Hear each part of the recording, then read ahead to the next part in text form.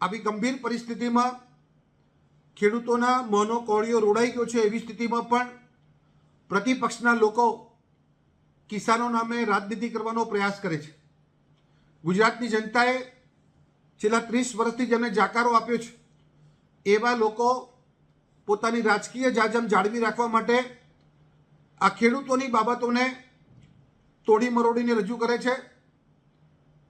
જૂઠી બાબતો રજૂ કરે છે અને સુર્ખીઓમાં રહેવા માટે, લાઇમલાઇટમાં રહેવા માટે અનાપ શનાપ નિવેદનો કરે છે। મારી વિનંતી છે કે રાજનીતિ કરવા માટેના અનેક પ્લેટફોર્મ છે।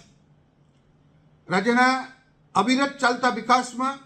સારા સજેશનો કરીને ક્યાંક અમારી ભૂલ થઈ હોય તો એના માટે કાન પકડવાની પણ આપણને છૂટ છે, પણ કમસે કમ ખેડૂત જ્યારે બાપડો બિચારો બની ગયો છે આ વરસાદને કારણે, એવા સંજોગોમાં રાજનીતિ કરવાને બદલે, ખેડૂતોને ભ્રમમાં નાખવાને બદલે,